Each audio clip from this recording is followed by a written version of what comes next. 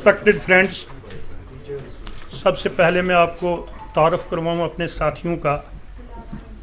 میں شفیق میر، chairman all J and K panchayat conference which is an organization of elected panches and sarpanches of Jammu and Kashmir. Mister Aftab Baig, vice chairman all J and K panchayat conference. Mushtaq Ahmed Khan, provincial president Kashmir. Mister Arun Kumar Sharma, provincial president Jammu.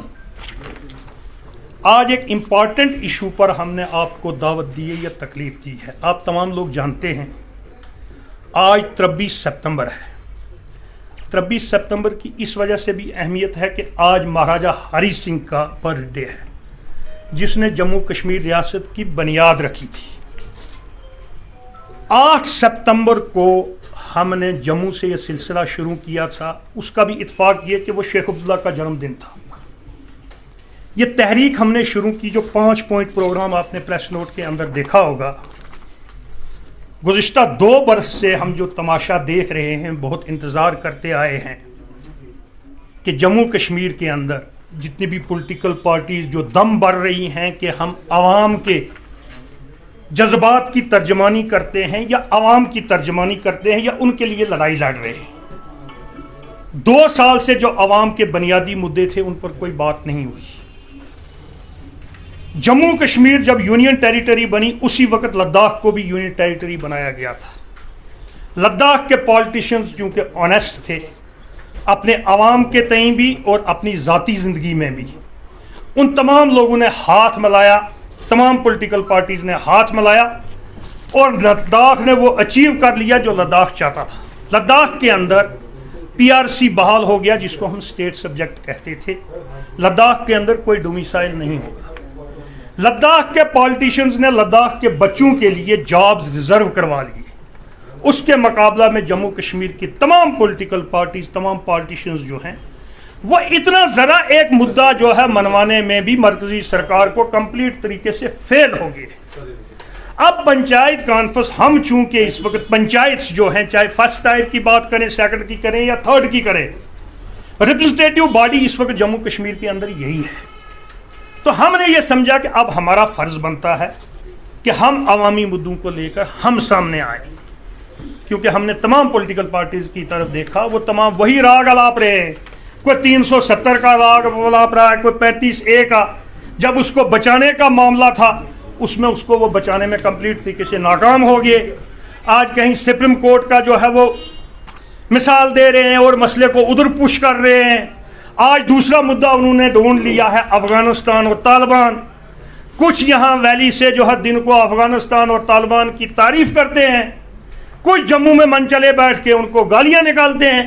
یہ اس قسم کا ایک جو ہے understanding, political understanding چل رہی ہے، جبکہ عوام کے جو مدعے ہیں ان پر کوئی بات نہیں ہوئی۔ ہمارا جو پہلا مدعا ہے، جو 5 نکاتی پروگرام پنچایت کانفرنس نے شائع کیا ہے، اس میں پہلا مطالبہ ہمارا یہ ہے کہ جموں کشمیر کے اندر PRC سسٹم، ہمارا اسٹیٹ سبجیکٹ واپس ریسٹور کیا جائے، جس طریقے سے لداخ کے اندر ریسٹور کیا گیا۔ ہمیں ڈومیسائل نہیں چاہیے۔ اگر لداخ کے اندر اسٹیٹ سبجیکٹ جو ہے ریسٹور کیا جا سکتا، PRC دیا جا سکتا ہے، تو جموں کشمیر کے اندر کیوں نہیں؟ ہمارا پوائنٹ نمبر 2 ہے کہ جموں کشمیر کے بچوں کے لیے بھی جموں کشمیر کے تمام جابز جو ہیں وہ ریزرو کیے جائیں، اسی طرز پر جس طرز پر لداخ کے اندر ریزرو کیے گئے۔ ہمارا تیسرا مطالبہ یہ ہے کہ جموں کشمیر کے اندر بجلی اور پانی جموں کشمیر کا اپنا ریسورس ہے، یہ ہماری پراپرٹی ہے، تو جموں کشمیر کے اندر بجلی اور پانی پر کرایہ معاف کیا جائے، یہ ہمارا مطالبہ ہے۔ ہمارا چوتھا مطالبہ یہ ہے کہ جنگ زدہ ریاست کے اندر ہم لوگ جی رہے ہیں اور 30 سال سے جیتے آئے ہیں۔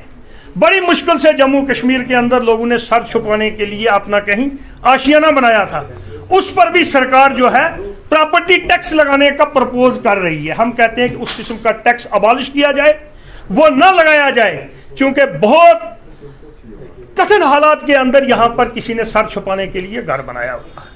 5واں اور لاسٹ مطالبہ ہمارا یہ ہے کہ جتنے بھی مائننگ کے ٹھیکے آپ نے آؤٹ سائڈ اسٹیٹ لوگوں کو دیے ہیں، ان کو کینسل کیا جائے اور وہ لوکل ٹھیکیداروں کو دیا جائے، چونکہ اس کی وجہ سے ہماری کاسٹ بہت بڑھ گئی ہے۔ آج جموں کشمیر کے لوگ گھر بنانے کی پوزیشن میں نہیں رہے۔ میں آپ کو ایک مثال دوں، پنچایتوں کے اندر سرکار کی ایک سکیم ہے PMAY۔ جس کے تحت بی پی ایل لوگوں کو جن کے پاس گھر نہیں ہے 2 لاکھ روپیہ دیا جاتا ہے. آج 2 لاکھ روپے میں اس کو ریتا اور بجری ہی پورا نہیں ہو رہا. جو ریتے اور بجری کی گاڑی 1 سال قبل تک ہم لوگ 6,000 روپے میں یہاں خریدا کرتے تھے، اس کی قیمت اس وقت 26,000 روپیہ ہو چکی ہے. اس وجہ سے ہمارا مطالبہ یہ چیز بھی ہے کہ اس کو جو ہے وہ کنٹریکٹس تمام جو ہیں وہ کینسل کیے جائیں اور لوکل لوگوں کو دیے جائیں. اور سب سے پہلا مطالبہ ہمارا یہ ہے کہ صاحب آپ پی آر سی ہماری کو بحال کرو. اگر گورنمنٹ آف انڈیا یا یونین گورنمنٹ آف انڈیا یا ہماری جو ہے یونین ٹیریٹری گورنمنٹ کی مہاراجا ہری سنگھ کے جنم دن پر کوئی تحفہ جموں کشمیر کے لوگوں کو دینا چاہتے ہیں تو وہ مہاراجا ہری سنگھ کا جاری کردہ یا اس کا اس وقت کا لاگو کیا ہوا پی آر سی جس کو پرماننٹ ریزیڈنٹ سرٹیفکیٹ کہا جاتا تھا، جو 1927 کے اندر مہاراجا ہری سنگھ نے لاگو کیا تھا جموں کشمیر کے اندر. آپ کے سامنے مثال ہے کہ کل جموں بند تھا. کس بات کو لے کر بند تھا؟ اس بات کو لے کر جموں بند تھا کہ ہم باہر کے بیپاریوں کو جموں کشمیر کے اندر کاروبار نہیں کرنے دیں گے، باہر کے لوگوں کو یہاں پر نوکری نہیں لینے دیں گے. ہمارا ماننا یہ چیز ہے کہ جب تک آپ کا پی آر سی بحال نہیں ہوگا تب تک آپ کسی باہر کے کاروباری کو یہاں پر کاروبار کرنے سے نہیں روک سکتے. آپ کسی باہر کے شہری کو یہاں پر، باہر کا مطلب جموں کشمیر کے باہر کا، آپ اس کو نوکری لینے سے نہیں روک سکتے. سب لوگوں کو بیوقوف مت بناؤ. آپ ایک دن ہڑتال کرنے کے بجائے اگر 10 سال بھی ہڑتال رکھیں گے اس سے نہیں رکے گا. اس کا قانونی طریقہ یہ چیز ہے کہ ہمارا اسٹیٹ سبجیکٹ بحال کیا جائے. ہم اس سٹیج سے آج جموں کشمیر کی تمام پولیٹیکل پارٹیز سے بھی یہاں سے اپیل کرتے ہیں، کوئی بھی پولیٹیکل پارٹیز ہو، آپ لوگوں کو لداخ سے سبق سیکھنا چاہیے اور لداخ کی پولیٹیکل پارٹیز کی طرح کامن منیمم پروگرام اپنا بنا کے، اچیویبل پروگرام بنا کے اپنے ہاتھ جو ہیں ایک دوسرے کے ساتھ ہاتھ ملائیے اور اس کے بعد یہ جدوجہد کیجیے. اور کم از کم 370 لانا آپ کے بس کی بات نہیں ہے. 35A کو دوبارہ واپس کرنا آپ کے بس میں نہیں ہے یا آپ کے اندر اتنی طاقت نہیں ہے. تو صاحب آپ کم از کم لداخ کے پالیٹیشینز 2 ضلع ہیں لداخ کے، ان سے سبق سیکھیے جس طریقے سے انہوں نے پی آر سی اپنا بحال کروایا ہے، پرماننٹ ریزیڈنٹ سرٹیفکیٹ بحال کروایا ہے، جاب جو ہیں اپنے بچوں کے لیے ریزرو کروائے ہیں. تو مجھے لگتا ہے کہ جموں کشمیر کی جو پولیٹیکل پارٹیز ہیں انہیں بھی اسی طریقے سے ہاتھ ملا کر اس کے لیے جدوجہد کرنی چاہیے. اس کے لیے پنچایت کانفرنس یا پنچایت جتنی بھی جو ہیں جموں کشمیر کے اندر، ہم اس جدوجہد میں ان کے ساتھ بھی ہیں اور اپنے لیول پر بھی ہم اپیل بھی کرتے ہیں. جتنے نوجوان ہمارے ہیں جموں کشمیر کے، پنچایتوں کے لوگ ہیں، جہاں جہاں پر بھی ان کو بات کرنے کا موقع ملے ان کو یہی آواز اٹھانی چاہیے کہ ہماری پی آر سی سب سے پہلے بحال کی جائے، ہمارے جاب جو ہیں ریزرو کیے جائیں اور کسی ایکسپلائٹیشن میں مزید نہ آیا جائے. مزید آج پھر لوگوں کو دھوکہ دیا جا رہا ہے جس طریقے سے 30 سال سے دھوکہ دیا جا رہا تھا 370 کے نام پر، 35A کے نام پر. آج انہوں نے افغانستان کے ڈرامے اور طالبان کے ڈرامے شروع کر دیے. ہم لوگوں کو کہنا چاہتے ہیں کہ یہ آج پھر آپ کو بہکا رہے ہیں.